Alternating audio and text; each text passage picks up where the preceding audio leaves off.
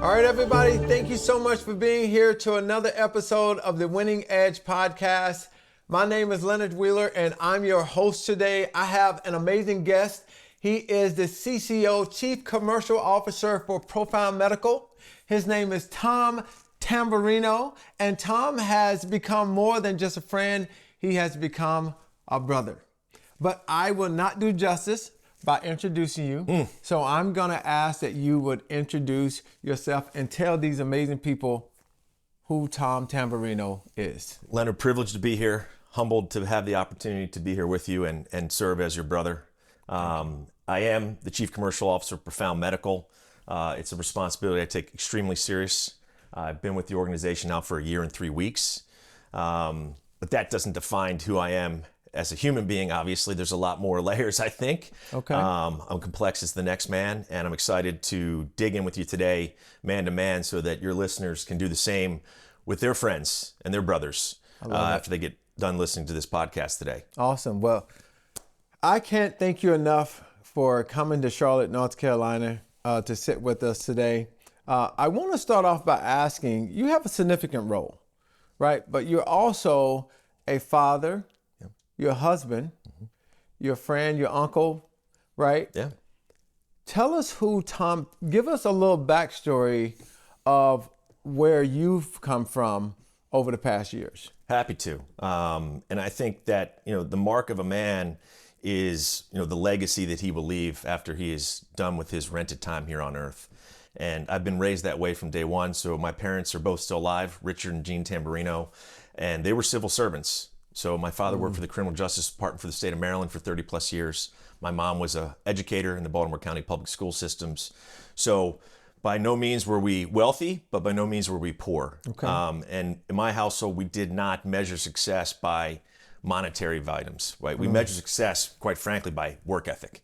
And so as the oldest of 4 children growing up in Baltimore, I can tell you that we all earned our keep. And that mentality has driven me to be an athlete, both in high school and college. It's driven me to be a professional. You have to tell us what sport you played in college. What sport did you play in college? Well, it was a bit obscure sport. It's going mainstream now, but lacrosse. But your wife also played lacrosse in college. Yes. And where did you play lacrosse in college? Yep. So I went to Georgetown University. And your wife went to? Vanderbilt University. And you have kids that now play lacrosse as well. We do, but there is zero pressure, Leonard, for them to play lacrosse or play in college. No, I get that. But you know this from being an athlete and being in a locker room, that brotherhood, that sisterhood, that builds off of the familyhood that we just talked about. And so you learn very quickly that in life, to be successful, you cannot go it alone. Okay. Right. So now you just mentioned the locker room. Yes. Right? What is it that you found so significant about the locker room connection? Well, I'm just finishing reading your book, Beyond the Locker Room. Okay. And I'm going to... that was a plug, by the way. No, shameless. It was autographed. I'm thankful for that. But so here I'm reading at 46 years old, right? The last time I walked out of a locker room was at 21 years old. But the book is applicable to my life today as much as it was then as it is now. What do I mean by that? Is that locker room, that's your place. That's your sanctuary. That's your place to be with men, sometimes not clothed, many times clothed, but you're down to your essence, right? There's no place to hide. And you're transparent. Of course. Exposed. Absolutely. And you better be on your game when you walk in the locker room. That's right. Right? You better be on your game. Because, in lacrosse, there's roughly 40 men on a collegiate roster, and it runs freshmen to seniors, right? Nowadays, we got redshirt freshmen, reclass, et cetera. So you got 18-year-old men, you got 22, 23, 24-year-old men. Okay. Those years make a difference. That's right. But what I can tell you that I experienced there is that those men become your brothers, right? And maybe not by blood, but short of that, it's a brotherhood. Because we're spending a lot of time together. And you're going through things together, right? You're going through wins and losses. You're competing for each other's positions on the field. And whether you're on the field or you're not on the field, the team is only strong as its weakest link. Okay. Yeah, right? I like it. So we need everybody Yes. to be locked in every practice. Yes. Right? We can't be taking plays off because you could be the next man up. Okay, so take all of that into consideration in your transition, on your journey. Before becoming the CCO of Profound Medical, talk to us a little bit about your journey and some of the things that maybe you were exposed to up until you became the CCO of Profound Medical. Happy to. And I tell you, I'm privileged to be in this role, and it's where I'm meant to be on earth right now. I feel extreme calling to the purpose of what I have the privilege to do day to day. And I know we'll get into that throughout our conversation. But how I came to be here was not overnight, right? Tom's going to be a CCO. I started on the phone collecting delinquent credit card debt when I graduated from Georgetown University. Okay. September. Young people, did you hear that? Okay, anyway, go ahead. Yeah, delinquent credit card debt. We can talk about that. Credit card debt is bad. You should not have credit card debt. Yes. That might be a different podcast. But I came out of Georgetown University when lots of my friends were going to Wall Street. Yes. I mentioned where my parents came from. I didn't have any business connections.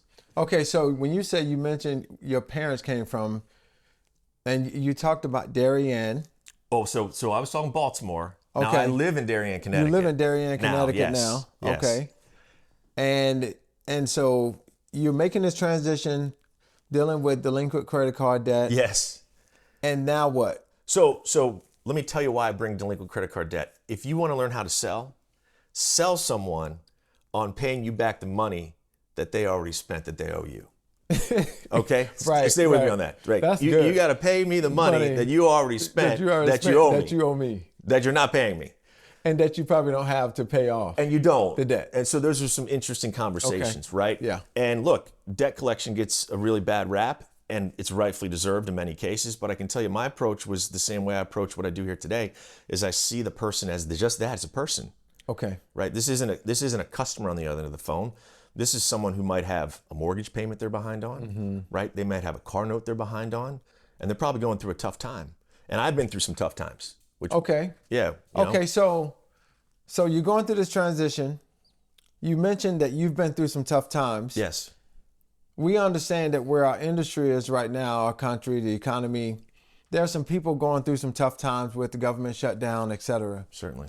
And it can create all types of different dilemmas when it comes to emotions, creating uncertainties, and then how to manage certain moments.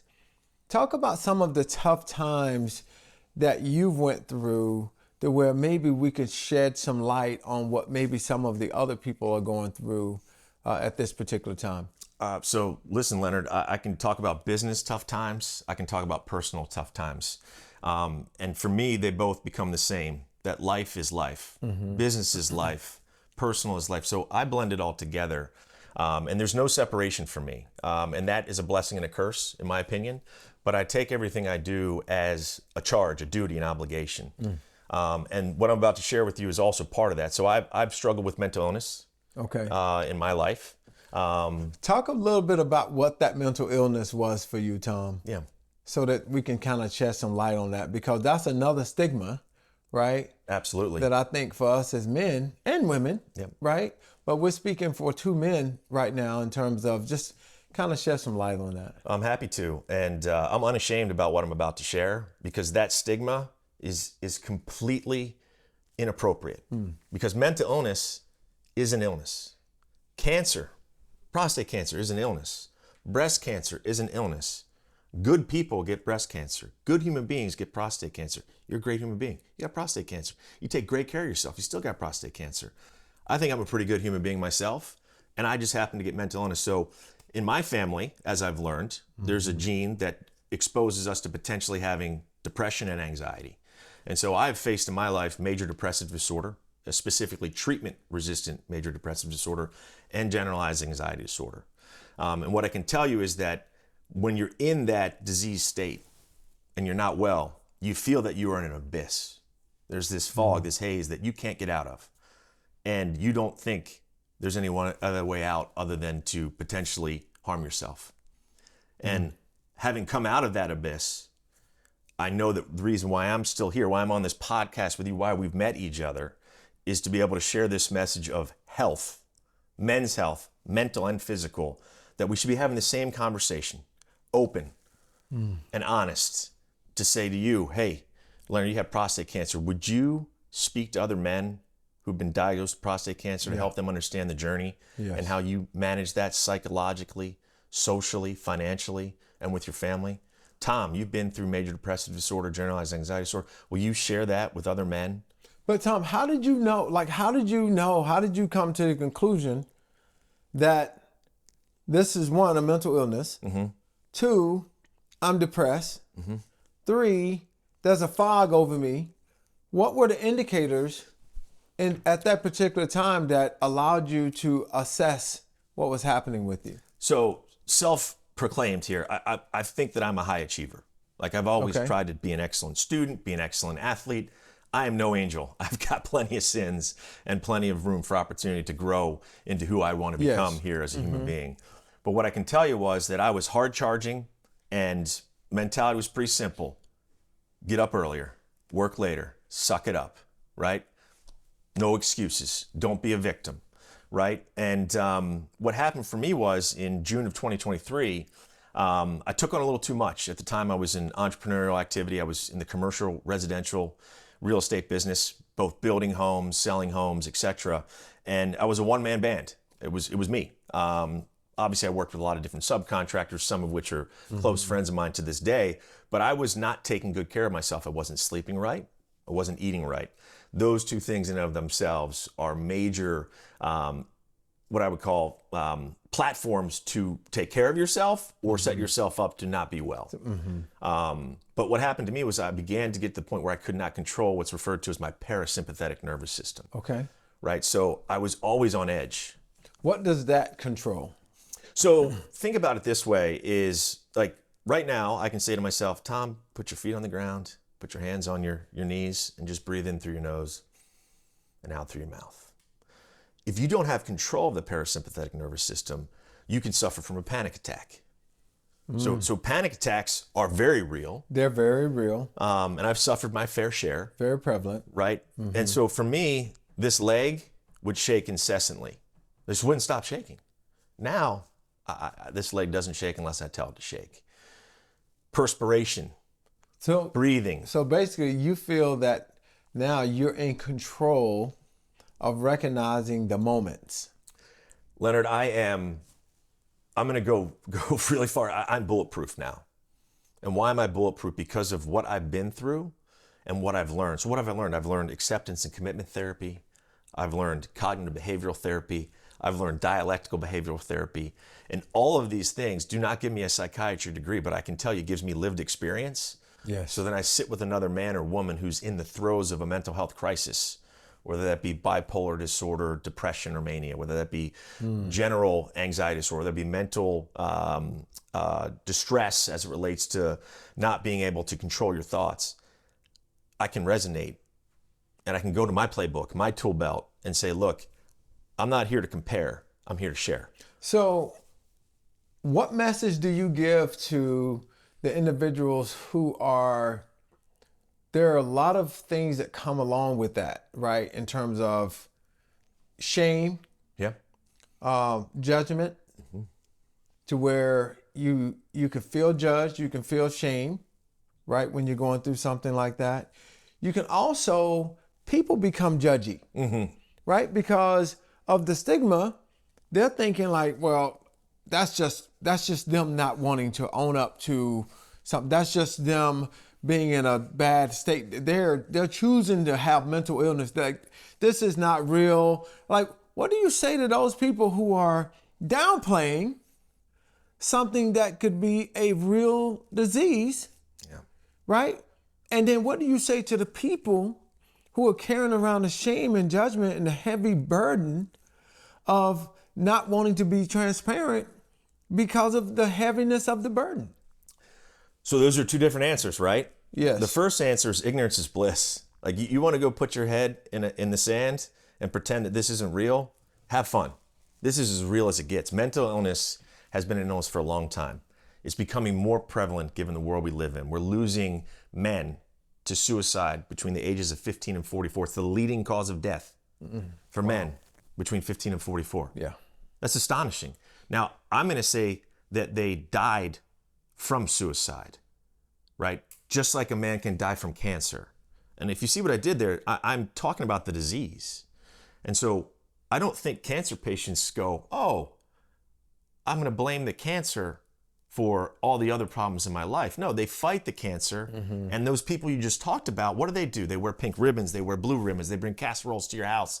If you got kids that need a car ride, they'll help you take a car ride. But if you tell somebody that you are suicidal, that you've got bipolar disorder, that you have major depressive disorder, or you suffer from anxiety, you might not be in that carpool anymore. I don't want my kids going with Tom. He's got a mental illness. Well, what I can tell you is that that is the exact reason why we're here today. That's the exact reason why we met each other, to talk about men's health, mental illness, prostate health, and the stigmas that remain, even though you're not alone, right? People say that you're not alone, Leonard. Tom, you're not alone. You're not alone means sitting down and having this conversation. You're not alone is not rhetoric. You're not alone is I'm going to look you in the eyes and put my hand on your shoulder and say, are you okay? Right. And that is one of the things that, you know, working in an NFL office and, you know, working with the NFL Legends community, we're able to reach out to our guys and have those significant conversations and create an emotional attachment to make sure we check in. Hey, are you good? How's your family? What are you going through? Do you need me? Do you need to walk with me? And you and I, we're very transparent in terms of we have real dialogue. We have real conversations around just mental illness, around disease, etc. So let me ask you a question. You know, early in earlier podcasts, I talked about how I met you. Right. And, you know, I talked about it was the next day after my procedure with the TULSA-PRO. And, you know, Kathy Bush, bless her heart, she's so amazing. We love you, Kathy. Yeah, we love you, Kathy. And, you know, she said, I'm calling Tom. Yeah. What was your initial reaction when you looked and you saw this brother? Not that you looked at me as a brother, but as a brother. I know what you meant. And here I am pitching. I felt like I was pitching by saying, hey, I had a dream that was in front of thousands of people. What was your initial thought? So you were on screen, it was FaceTime screen. Your wife, Kimberly, was on screen as well, right? And Kathy was there also. The reason I pick up Kathy's phone calls is because, one, Dr. Joe Bush and Kathy Bush are tremendous human beings. Right. Number two, as a business professional, they're arguably the top customer in the world for the Profound Medical team. But three is, unfortunately for me, my head goes to, oh man, something might be wrong. Right? Like this could be a treatment day. Did the technology not work properly? Is our local team around? They've called people they haven't picked up. Oh my. And so I was quite surprised to see you and your wife. But very quickly what came to me was that you just had the procedure yesterday. Not even 12 hours. You were smiling, you were happy, and you were talking about a dream that you had. And the dream was very specific. And if I remember correct, right, you were speaking to thousands of men, potentially women as well in an audience, and sharing a message regarding health, right? And I believe by the time we got done that, my head was like, well, where do we go next? And not only did he say that, everyone, is that he came to this house probably less than 2 weeks later. Thereabouts, yeah. And we created a relationship that brings us even to this point. Yeah. We're going to have a fireside chat. Oh, yeah. In your hometown. Yeah, Darien, Connecticut. We're also going to have an event at the corporate office for TULSA-PRO, for Profound Medical. Right. In Toronto. Pretty much next week, in 2 weeks. 2 weeks, yeah. In 2 weeks. 19th. Talk about the call to step up. Talk about the call to show up. Talk about the call to do more. So let's think about that, Leonard, right? We had our initial conversation and, you have on your desk around the corner, goal getter, I believe is what's on your desk. So I'm in the same boat as you, man. I like setting goals because I like to meet those goals. And then once those goals are met, let's set the next one. So the language we use at Profound are OKRs, objectives and key results. Very big vernacular in Silicon Valley right now as well. So for us, we've set OKRs together of how are we going to bring that vision, that dream that you had to reality. It's not just, you know what, hey man, let's go down to Charlotte. Good dream. Go to the Wheeler backyard and invite 10,000 people over and have an event, right? It's going to take time to build to that and earn the right, the privilege to congregate that many people together to hear the message that we're sharing, and that others will share with us because we're strong enough to share what we're talking about here today. Prostate cancer, mental illness, men's health, men talking to men in a way that they would talk about football, parlay lines, you name it. So the 19th, yourself, Leonard Wheeler, Dr. Cianti. Dr. Cianti has recently completed his 200th TULSA procedure. Amazing. He's a urologist and an international thought leader, not only in TULSA procedures, but also in HIFU procedures, which are high intensity focus ultrasound. And I mentioned that to say, you know, me being here is not TULSA-PRO, TULSA-PRO, TULSA-PRO. Me being here is let's raise awareness about men's health. Let's raise awareness about prostate health. And let's raise awareness about the options that you have if you suffer from prostate disease. So you, the patient, can choose from the menu with your clinician on what you should be doing. So that 19th event is geared towards men and or their caregivers. And everybody is available to join. Absolutely. Like, the more the merrier. Brothers, uncles, sons, daughters, cousins, and mothers. And we need them.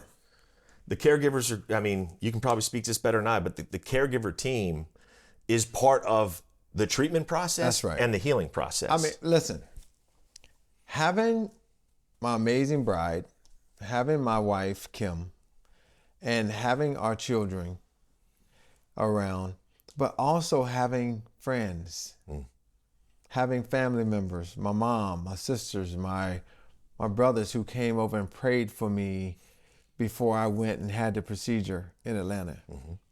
We're all caregivers of each other. We're all carrying the burden for each other. And I think, and I'm sure you can attest to this, growing up, that's what we did in our communities, is that we raised each other's children. What do you say in this world today, though, to where there's such a stigma in terms of don't touch me? I know growing up in the projects where I grew up, don't touch my butt. Like, don't touch my butt. Hold on, you trying to, man, you gonna touch my butt? Right. Man, you're not touching my butt. What, you want? Digital rectal exam, DRE. That's what I'm saying. And so you're talking about, you know, just having real conversation around the fear that exists there, right? And just the stigma that we all grew up with, Tom. You know, how do we continue to go past that by offering something different? And I think, Leonard, it happens one conversation at a time, right? So that was the community that you were raised in. Those are beliefs that are instilled in you by the community, right? And you do this when you're on a team, right? I'm sure it was the same in the NFL as it was in college, similar for me in college. You share team values, team beliefs. Right.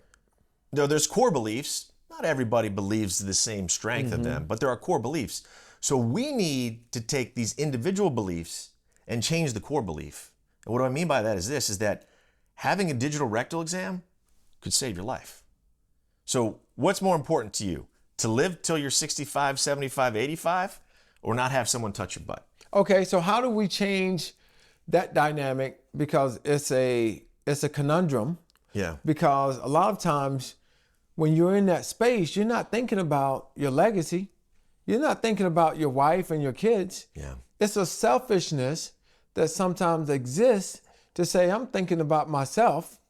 How do we get past that part and change the narrative? All right, so you ready? So let's talk about PSA for men, prostate-specific antigens. So it's the frontline gold standard to suggest whether or not a man may have prostate disease. Which is a blood test. Right. So this is not a physical examination. Nope.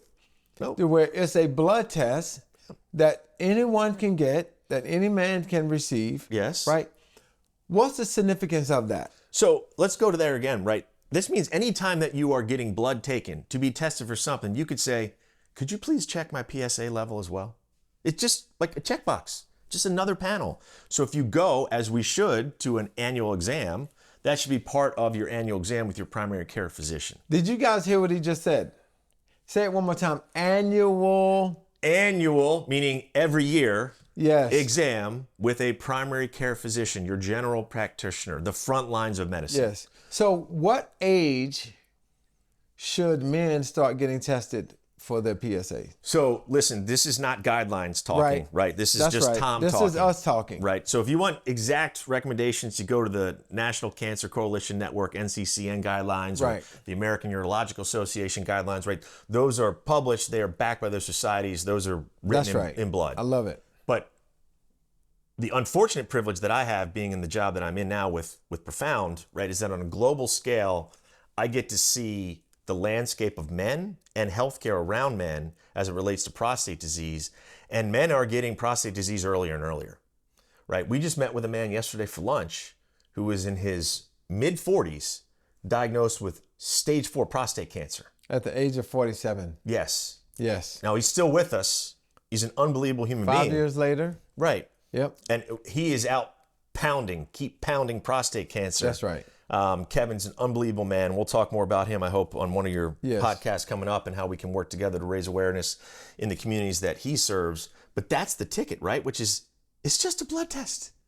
Yes. So do you take your car in to get an oil change? Do you get maintenance? Sure. Yes. Okay.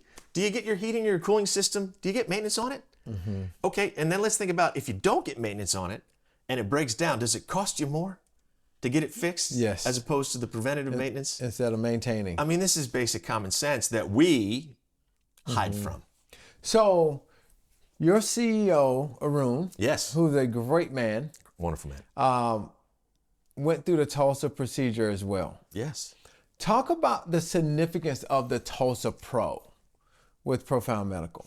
Again, I'm speaking Tom layman's terms, Yep, right? we're speaking layman terms. So as a prostate cancer survivor, if you would have had prostate cancer 100 years ago, prostatectomy was just What's getting the standard, started. gold standard. Right. So it's evolved, right? The techniques have become better.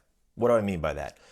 More precision. How do you get more precision? So instead of putting your hands inside the patient as a surgeon, right, now we're going to do it through laparoscopes, minimally invasive procedures. So you just got a few ports being put into you while you're under general anesthesia. And then comes the advent of intuitive surgical, the Da Vinci robot, disrupted laparoscopic surgery for the better, right? And so that's been about 20 years now.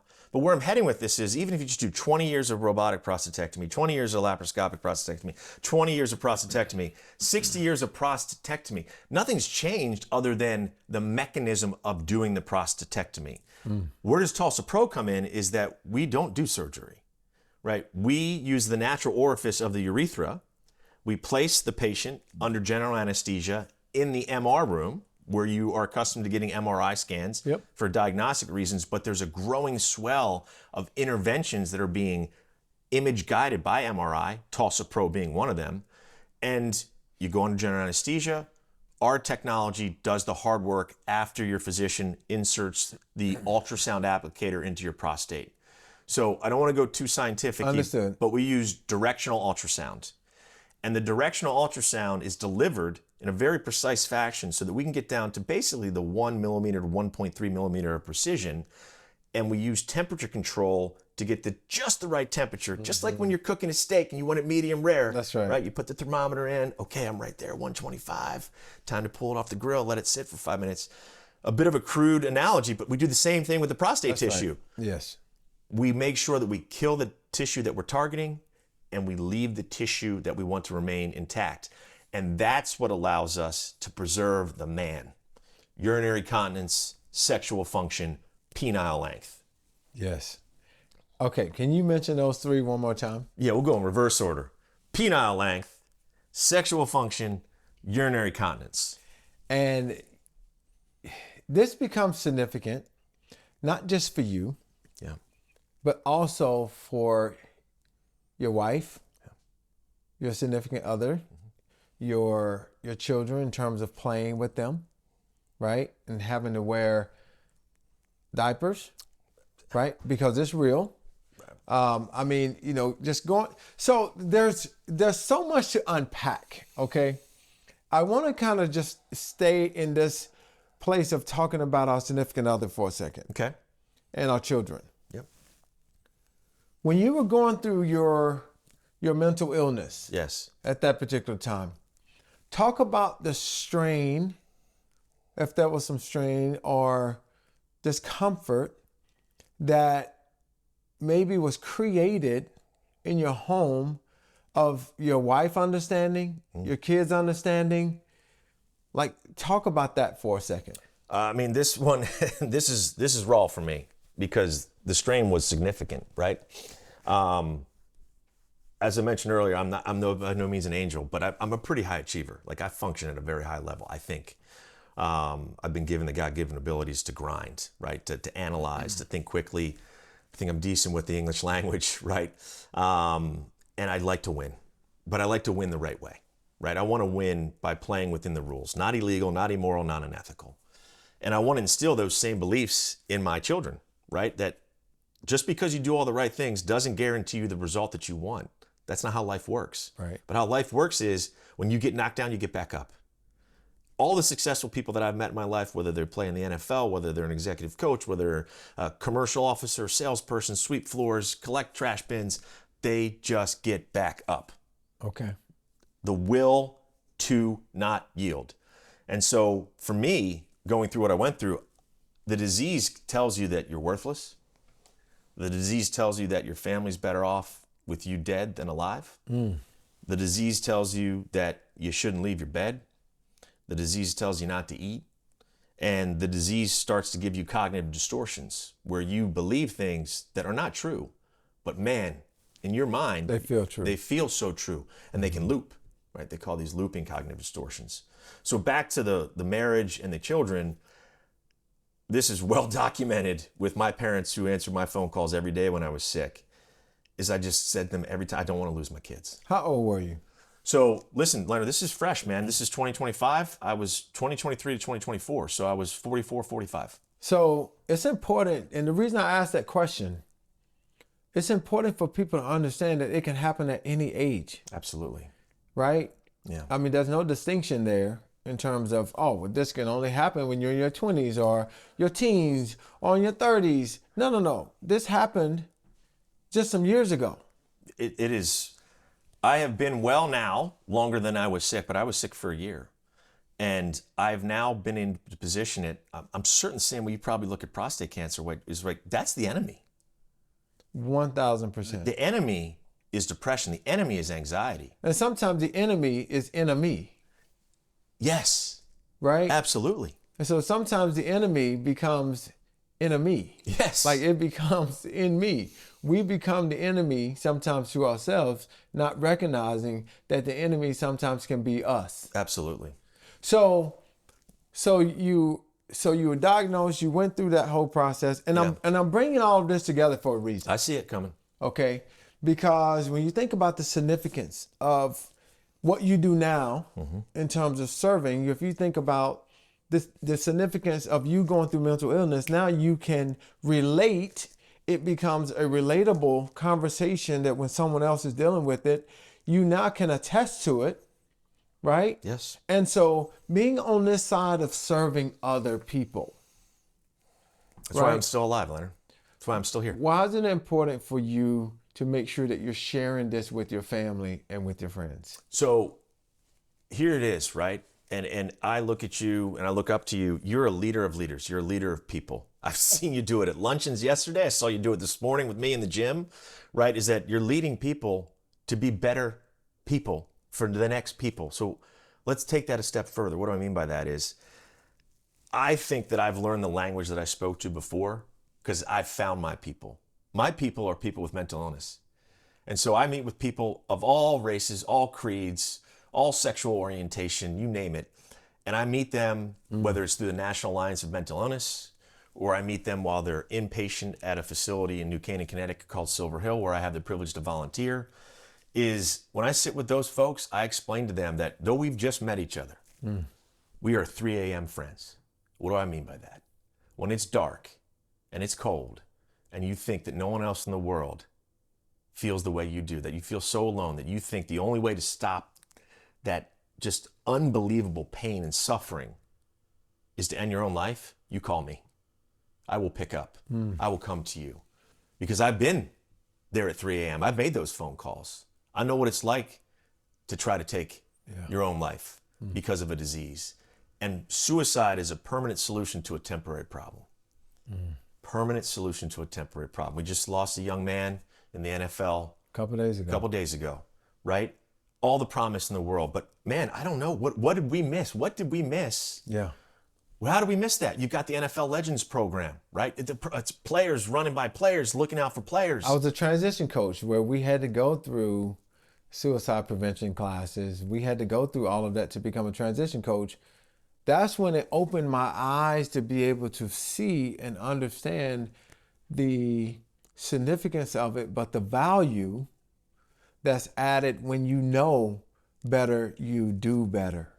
When you know better, you talk better. When you know better, you ask better questions. When you know better, you become more awareness of the things that are happening around you. Right? So if you had to leave a message to people, to your kids, to your family, what is the message that you want people to know, or what do you want them to know about Tom Tamberrino, for one? Okay. What should they make sure that they understand about themselves, for two? Okay. I gotta get some oxygen to the brain here. I'm suffering from an amygdala hijack. Get some breath there. So, for me, Leonard, I've always tried to remain humble. There's a very fine line between confidence and cockiness. There's a very fine line between persistence and peskiness. But I drive a really hard bargain with myself. I hold myself extremely accountable as it relates to the work that I do, the way that I have the privilege to run my household with my wife, Kinsey. And I've always tried to instill in my kids, you finish what you start. So if you signed up for house basketball this season and you don't like your coach and the girls on your team, I don't care. You're going to finish the season because you committed to it, right? And it's the same thing that goes into business, right? If you do what you say and you say what you do, you will be successful. Right. The consistency. And that's it. Yeah. You're going to get knocked down. You're going to get prostate cancer. You're going to get major depressive disorder. You're going to get breast cancer. The odds are stacked against us. Everybody's got something. Some people have multiple somethings. Don't let it define you. You're not a victim. Okay? So rally yourself, and then rally your sisters and your brothers, your parents, your uncles, your nieces, your nephews, your friends, your former college teammates. Lean on them, because guess what? They're going through the same thing. But how important is it to be able to ask for help? I mean, listen, that to me, Leonard, is the greatest sign of strength. Is to say that this. one more time, please, because a lot of times, this. Yeah. It seems like there's a weakness if we're asking for help. And who wants to show that vulnerability that, hold on, I don't need that person to think I need them. I don't need that man to think I can't do it. Right. One of the most insecure moments that I've ever had was over 25 years ago. This guy did an assessment on me and said, "You are insecure." I was like, no, you're insecure. You don't know me like that, right? And so when I went home later Is that the Wonderlic? evening, Was that part of the Wonderlic? What is that part no, of? that was actually part of the assessment that I do. Called the Hartman Profile. It's a quantitative analysis of how you think on paper. Okay. So Dr. Medford looked at me and said, "I see here you're insecure." Oh, it was we were about to fight. And I went home later that evening and I'm like, yeah, my response was an insecure response. Yeah. That was insecurity. Yeah. How do we fight through those parts of emotion, Tom? When we're trying to find significance, but security overwhelms significance. So I went to a TEDx talk at the Middlesex Middle School in Darien, Connecticut earlier this week with a few of my children. And the talk is 1 second of strength. And I think what we're talking about here is the same thing that this speaker was talking about. It's 1 second of strength to say, "Leonard, I'm not feeling well, man. I've got some really dark thoughts. I need some help." How hard is that? Now, I know how hard it is because I've been there. But now that I've been on the other side of the abyss, I've come out of it and been in the space where you don't believe that you're worthy enough to ask for someone's help. Here's what you do find out, man. That hand that you just reached out to, Yes. it's going to pull you another rung up that ladder. And then after that, there's another hand that's going to pull you up another rung up the ladder. And the ladder that you think has no end to get to ground level, to get back to baseline. Yes. All of a sudden, your feet are on the last rung and your hands are back on ground, and you come back into yourself. And you recognize that you have the strength, because of the strength to ask for help, to now provide help to others. Yeah. And for me, that's the biggest thing, is why I'm still walking on earth, Leonard, is to be on a podcast like this with you, to share with the audience that's listening that two men, you're an alpha male. I'd like to think I'm like an alpha minus male. I'm close. But you're a successful man. Yeah. I think I'm pretty successful by society standards. Right. Well, yeah, I didn't talk to you about what I went through for a year when I was nowhere close to being who I am today because I was sick. But I got to imagine cancer patients who go through 40 rounds of radiation, 60 rounds of chemo, right? And then are on 14 medicines trying to treat prostate disease, aren't able to have an erection, to have intimacy with their wife. How's their mental health? Yeah, that's right. Right? And so I can't pretend to understand what that patient's going through, but I can tell you this much. I know what it is to speak their language.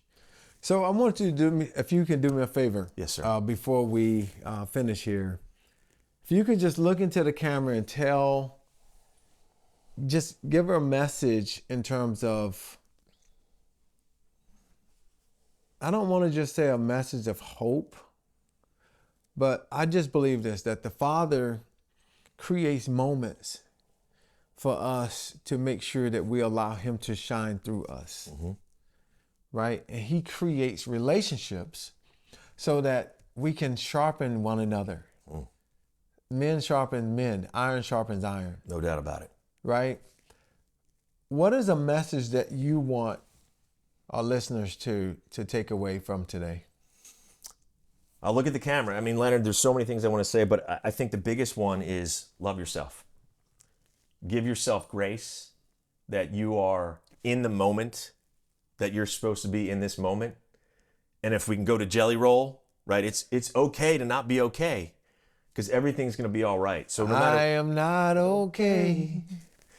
You got a better voice than I do. But think about that song to me, Jelly Roll's song, and then there's a song by Drew Holcomb called Find Your People. I highly recommend listening to it. Is that when we say you're not alone, you're not alone. There's not 10 other people. There's not 20. There's a million other people, if not more, that are going through that something. That's right. Yes. That you're going through. So whatever that something is, raise your hand and find someone else who speaks that language of that something and grab their hand. And then once you get out of that something, put your hand out to the next person who needs to get out of that something. And that's how we change the stigmas, right? And that's how we have podcasts like this happening daily instead of losing men to suicide as much as we do, or men to prostate cancer. No man should die from prostate cancer. No one should die from colon cancer. And no one should die from suicide. These are all preventable things that we collectively as a community can help each other with. So love yourself, give yourself grace. So, Tom, thank you so much for being on this episode with me of the Winning Edge podcast. I am more blessed to have you in my life. Everybody, thank you so much for being here. I'm Leonard Wheeler. This was an amazing podcast. This is my brother, my friend, my colleague, Tom Tamberrino. Until the next podcast, be blessed.